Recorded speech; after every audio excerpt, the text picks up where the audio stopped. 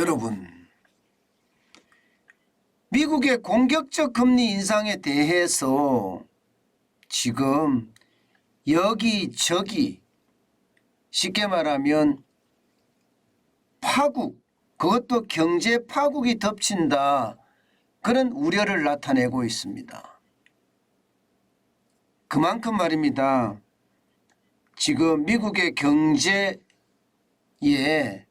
금리 인상이 영향을 많이 미친다는 이야기예요.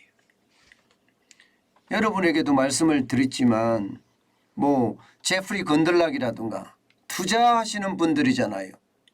예, 제프리 건들락이라고 하면 채권왕이니까, 그죠? 여기다가 레이 달리오, 브리지워터, 창업주, 이런 사람들, 실전 투자를 하는 사람들이 금리를 너무 많이 올리면 이게 시장에 너무 많이 미친다, 파괴적 영향을 미친다까지 이야기했습니다. 여기다가 일론 머스크도 똑같이 이야기했죠. 테슬라 회장 말입니다. 테슬라 회장도 지금처럼 금리를 올리면 반드시 디플레이션이 온다, 저성장, 저물가, 경기 침체가 온다, 이렇게 이야기했습니다. 이번에는요, 골드만삭스가 또 이야기를 했습니다. 그것도 굉장히 강하게 말입니다. 세계 최대 투자은행이잖아요. 그 투자은행에서 예상보다 더 공격적으로 금리를 인상한다면 주가가 최대 27%까지 추가 하락할 수 있다, 이렇게 경고했습니다.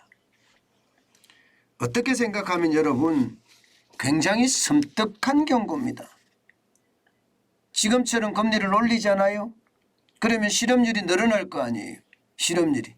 금리를 올리는 속도가 굉장히 빠르다는 이야기거든요. 그럼 실업률이 얼마나 늘어날 것인가? 자, 보세요. 6월 달에 7월 달에 0.75%라는 자이언트 스텝을 단행을 했습니다. 그리고 9월에 내일이죠. 쉽게 말하면 최소 자이언트 스텝입니다. 최소. 쉽게 말하면 0.75%가 최소라는 거예요. 이게 자칫하면 울트라 스텝이라고 하는 1% 금리도 인상한다, 이런 얘기도 나오거든요. 이렇게 됐을 때 실업률이 얼마까지 올라갈 건가? 지금 미국의 실업률은 3.7% 정도 됩니다. 그런데 금리를 계속 올리면 기업이 이자 부담을 하기가 힘들어질 거고, 그러면 기업은 결국 일자리를 줄일 거다. 그랬을 때 실업률이 생기는데 5%까지 실업률이 늘어난다면 말입니다. S&P 500 지수, 그러니까 블루칩 주수죠. 다시 말해서 대기업 괜찮은 주식이란 뜻이에요. 14% 하락할 거다, 이렇게 예상합니다. 14%. 그러면 3,400선을 기록할 거라고 이야기하는 겁니다. 여기에다가 말입니다, 이게 실업률이 6%까지 간다, 이러면 27%까지 하락을 해서 3,000도 깨진다, 2,900까지 떨어질 수 있다, 지금 이렇게 섬뜩한 경고를 했어요. 사실 27%까지 떨어진다면 여러분, 시장은요 거의 최악으로 간다고 봐야 됩니다. 이를 두고 전문가들은요, 이것은 경제 파국이다, 그렇게 이야기할 정도거든요. 지금으로부터 27%가 더 떨어진다고 하면 말입니다, 그만큼 시장의 금리 인상이 충격적이 된다는 이야기입니다. 문제는 이 금리 인상이 여기에서 멈추지 않는다는 거예요. 미국의 나스닥만 27%, 아니 미국의 S&P 500 지수만 27% 떨어뜨리는 것이 아니라 이게 신흥국가에까지 여파가 굉장히 커진다는 겁니다. 그래서 경제 파국이란 단어를 쓰게 되는 겁니다. 실제로 말입니다, 여러분. 지금 보시다시피 달러 인덱스는 지금 엄청나게 올라갑니다. 2002년이에요. 6월 이후 최고입니다. 110선을 돌파했습니다. 110.21까지 올라갔습니다. 2002년 이후 최고니까 지금 얼마겠습니까? 지금은 다시 109.97까지 내려왔다고 이야기하지만 이게 110.21이라는 것은 그만큼 말입니다. 달러의 강세가 계속된다는 거예요. 금리를 인상하니까 그죠? 시중에 달러를 빨아들이는 거고 양적 긴축을 월 950억 달러씩 계속 시장에서 걷어들이니까 시장의 충격은 그만큼 쭉쭉 커진다는 이야기입니다. 달러가 강세가 되면 여러분 다른 화폐들은 어떻게 될까요? 다른 화폐들은요 떨어질 수밖에 없습니다. 특히 말입니다. 신흥국의 화폐가 어떻게 되는지 보세요. 장난 아닙니다. 아르헨티나 페소는요 39.5%가 떨어졌습니다. 튀르키예의 리라는 39.2%가 떨어졌고요. 헝가리의 포린트는 24.6%가 떨어졌습니다. 이집트의 파운드도 23.4%가 떨어졌고요. 인도의 루피도 7.1%가 떨어졌습니다.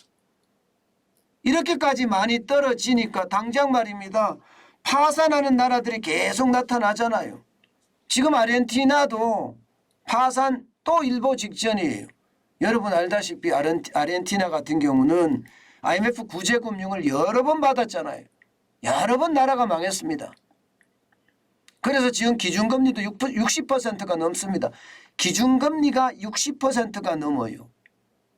그 정도로 지금 아르헨티나 경제는 그야말로 완전히 무너졌다 이렇게 이야기할 수가 있을 겁니다.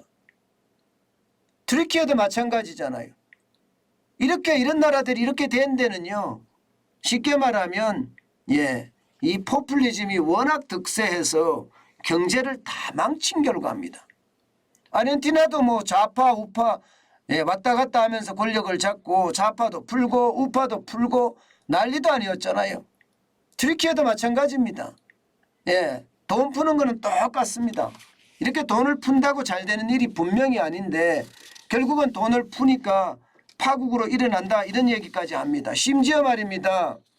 지금 상태로라면 2008년의 금융위기와 1980년대 초에 일어난 오일쇼크 2차 오일쇼크 말합니다.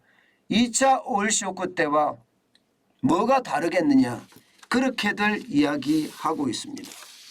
그만큼 말입니다. 시장의 위험성은 굉장히 커졌다는 겁니다. 심지어 말입니다. 신흥국의 부채 비율은 굉장히 높은 속도로 올라가고 있습니다. 2018년에만 하더라도 GDP 대비 총부채가 51.7%였는데 지금은 66.3%입니다. 게다가 달러 부채가 너무 많아요. 달러 부채가 지금 국제결제은행에서 파악한 것만 830억 달러입니다. 830억 달러. 그러면 이자가 지금처럼 계속 올라가고 있는데 이 830억 달러를 감당할 수 있을까요? 저는 감당하기 쉽지 않다고 봅니다. 그만큼 말입니다. 심각한 양상으로 벌어질 수도 있다는 겁니다. 국제결제은행이 아닙니다. 죄송합니다. 국제금융협회입니다. 그 정도로 말입니다. 시장의 어떤 충격이 굉장히 커진다는 겁니다. 여러분, 골드만삭스가 경제 파국에 대한 이야기를 한다는 자체가 시장의 위험성이 굉장히 높아지고 있다는 뜻입니다. 오늘 미국 시장은 증시가 올랐지만 이 오른 것은 오른 게 아니다. 이렇게 이야기할 정도입니다. 내일 미국의 금리가 어떻게 되는지에 따라서 시장의 어떤 반응은 굉장히 다르기는 하겠지만 0.75%나 만약에 1%를 올린다. 0.75%는 그나마 그럴 수 있다. 시장의 예측치다 이렇게 생각을 하지만 1%는 시장의 예측치긴 하지만요. 30% 수준밖에 안 되거든요. 반면에 0.75%는 66% 수준이니까 이게 시장의 예측치로 본다면 0.75%가 돼야 되겠죠. 그런데 1%를 올리면 시장의 어떤 충격이 그 어느 때보다 더 커지지 않을까. 예, 그런 생각 저는 진짜 많이 해봅니다. 그만큼 시장의 위험성 그 어느 때보다 높아지고 있다 이런 얘기입니다. 이럴 때는요 진짜 현금을 많이 쌓아가는 게 가장 중요한 것이 아닌가 저는 오늘 다시 한번 생각해 봅니다.